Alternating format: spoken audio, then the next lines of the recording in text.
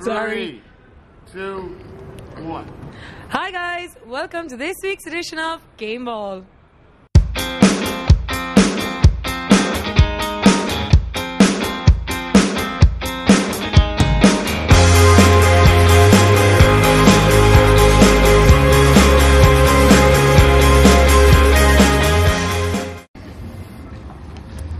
Now, you might think that the GA boys are finished for the season, but there's a small matter of the club championship to keep them quiet for another while.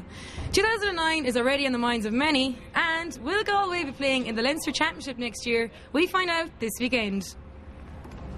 The hurling proposals are being put forward as a set of ways of improving the overall hurling championship for the good of everybody. They're not there to favour any particular county, they're for the overall good. We all know that the current structure where Galway come in at such a late stage, they don't have a provincial championship, and where they play Antrim, and that will continue indefinitely if the proposals on Saturday are rejected. That's no longer sustainable, and it's totally unfair on Antrim, and really does nothing for Galway either. It's been a fantastic journey, I think, for all of us in the Tipperary setup. We're unbeaten all year on, like you said, the Waterford game, huge strides made, a lot of young fellas brought onto the panel again, and sometimes you do in the J have to lose a few games in order to get that level of hurt, I suppose, and drive for the following year. 2009 now is going to be a very, very big year for Tipperary hurling. Everybody knows, I suppose, what we're like now, and the level of commitment will have to be increased in order to stand still, I suppose. But challenging times for ahead, but fantastic year, no doubt. There's a tradition in Tipperary that you have to be very, very competitive, you know, and I think we have to carry on that tradition next year. Hopefully we'll get a chance to see how good we are against the best, and that'll be Kilkenny, whatever stage the championship is. But we've an awful lot of work to do, late 2008, start 2009, to prepare ourselves for a good summer, hopefully.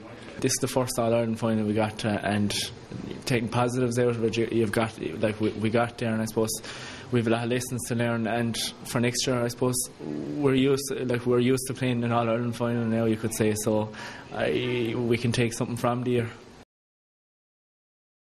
The county board are going through the procedures there at the moment, and Dave is involved as well, and I'm sure they'll iron out something in the next couple of weeks. He's made huge strides in the few months that he's with us. I suppose he had a good base there from the Justin McCarthy era, you know, like there was a lot done previously, but we've got to an All-Ireland final, and a team getting to an All-Ireland final other years in Waterford would have been a great achievement. So he's done well over the years, you know.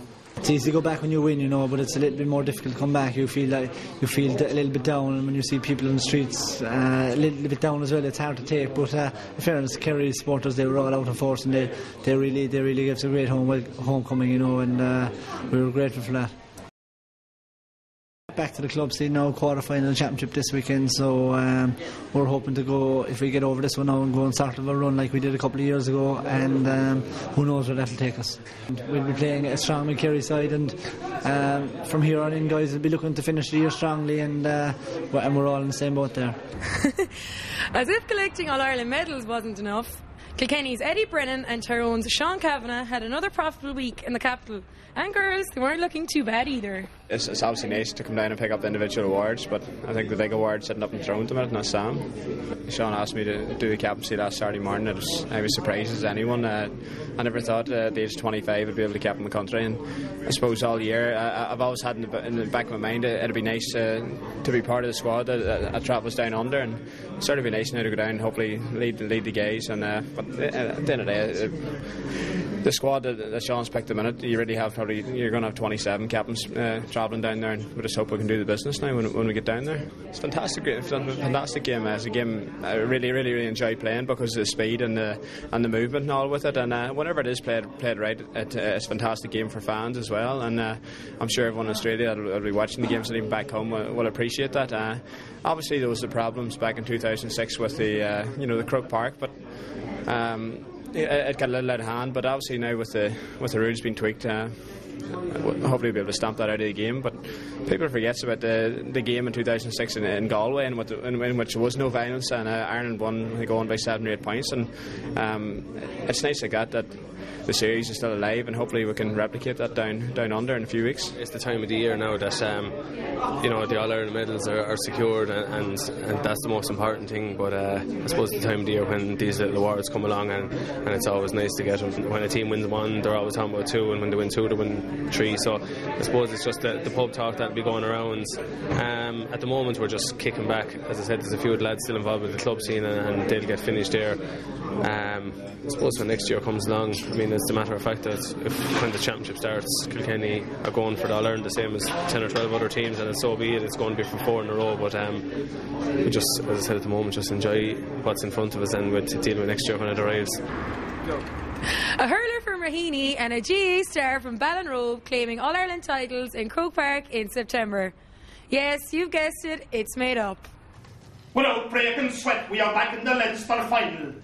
These strawberry munchers, St. Peter's of Wexford, will make us earn it though. Nolan Park is bursting at the seams since well before the throw-in. The wet Moran couldn't keep them away. They've come from all directions. Teachers, priests, parents, aunts, uncles, cousins, pupils, past pupils, neighbours and die-hard hurling men with peaked caps, top coats and rolled-up copies of the Kilkenny people to keep their asses dry on the concrete seats. Hi, my name is Darryl White. I'm from Raheny in North Dublin, and I'm currently playing Declan in OCI's production of Bondi Beach Boy Blue, and it's going to be in Dublin from the 6th until the 11th of October. Then we tour to the west of Ireland and the Midlands until October 24th. The character of Declan's a young lad growing up in Kilkenny, and like a lot of Kilkenny lads, there's not a lot to do in Kilkenny except hurling. So, like it says in the script, hurling is Declan's lifeblood. So it's a story, Declan's story about growing up in Kilkenny. He's a hurler, he's not really great at school, it's his first disco and that kind of thing, growing pains that everyone goes through. I'm trying to plug up the courage. I'm hanging around among a couple of friends waiting for Declan to come over, though it doesn't look very likely. Gary is talking into his ear the whole time. I hope I'm not going to start a fight with someone. I turned away a couple of cute guys. Didn't want the night to be a waste. I wish I had a bit more liquid to top up the courage. Keep her lit, keep plugging away.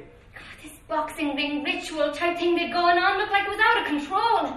I'd pretty much given up.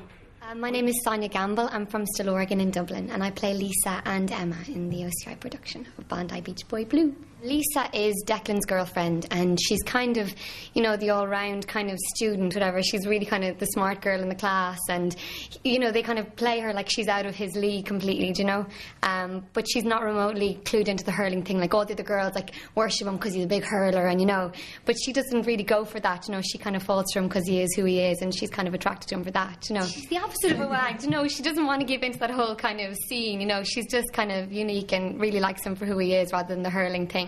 So, yeah, I won't give too much away, but when he stops playing hurling, she doesn't mind, she's still interested in him.